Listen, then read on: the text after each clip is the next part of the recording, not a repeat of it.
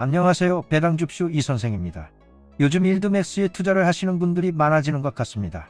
오늘은 최근에 있던 일드맥스 펀드를 관리하는 젠가이 펀드 매니저 제이 패스트리첼리 씨의 인터뷰로 몇 가지 소식을 전해드리겠습니다. 인터뷰는 TBH 코칭과 제이 씨와 같이 진행이 되었습니다. 그럼 시작 전 어떤 버튼을 눌러야 하시는지는 아시죠? 구독, 좋아요는 의리입니다. 자, 제가 주된 요점만 어설픈 영어로 번역을 했는데요. 일드맥스 펀드들의 배당이익이 증가하기 위한 가장 좋은 조건이나 환경은 무엇인가요? 이익을 내기 위해서는 커버드콜에서 기초자산이 조금씩 오르는 게 가장 좋다고 합니다. 급격하게 오르면 커버드콜로 낼 수 있는 이익이 한정이 됩니다. 테슬라 등의 주식이 1년 동안 조금씩 오르면 좋습니다. 그럼 배당의 지급은 무엇으로 결정됩니까? 라는 질문에 이에 대한 질문에 몇 가지 요소들이 있다고 하는데요. 기초자산의 가격 변동, 커버드콜의 기한, 콜 기한이 짧을수록 프리미엄 이익이 높음, 적용된 변동성 즉 변동성이 클수록 좋다고 합니다. 이러한 요소들이 배당을 결정짓는데 크게 적용한다고 합니다. 다음 질문. 일드맥스 주주들은 어떤 리스크가 있나요? 그에 대한 답변은 기초자산의 변동성이 있다고 이해해야 합니다. 예를 들면 코인베이스를 기초자산으로 둔 일드맥스 펀드를 만들면 갑자기 코인베이스의 주식이 상장 폐지되면 난처하겠죠. 이러한 리스크들이 있습니다. 그러하므로 기초자산에 대한 리스크를 알고 투자를 해야 합니다. 그리고 기초자산이 하락하면 그에 대한 리스크를 감당해야 합니다. 예를 들어서 TSLI에 투자를 한다면 테슬라 주식에 대한 변동성을 이해하고 인정해야 합니다. 이것에 대해서 편하게 생각해야 합니다. 오아크의 경우는 ARKK가 기초자산입니다.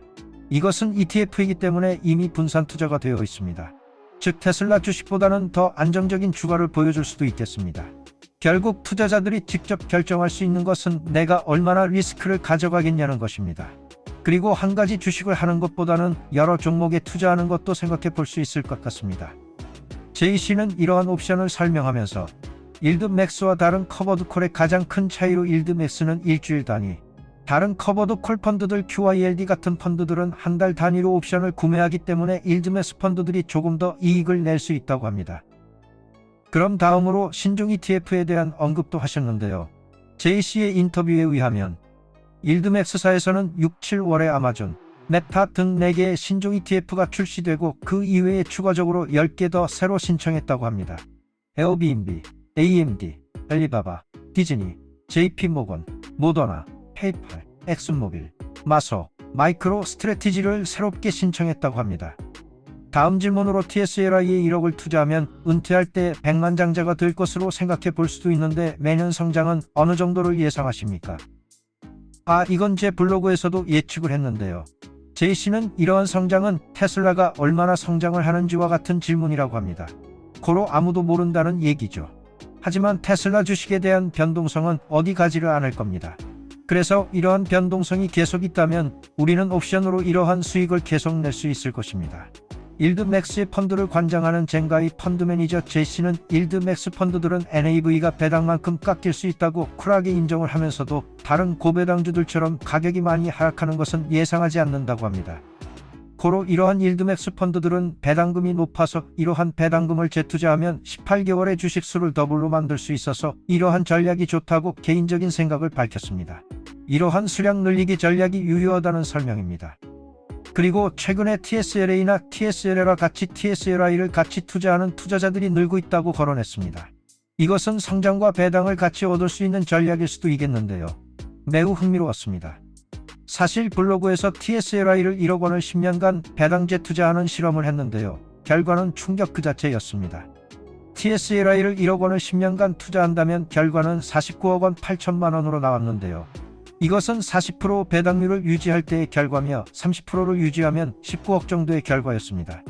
20%만 유지해도 7억 원이라고 나오는데요.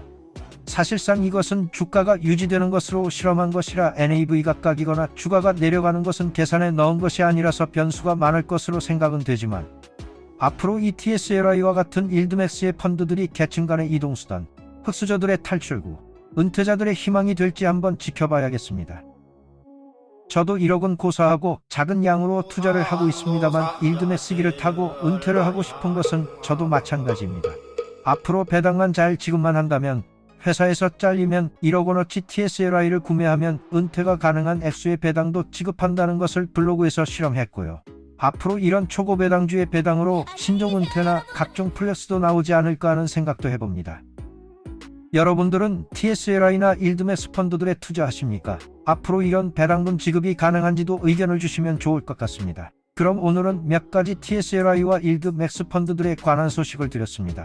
일드맥스 투자자들께 도움이 되셨으면 좋겠습니다. 감사합니다.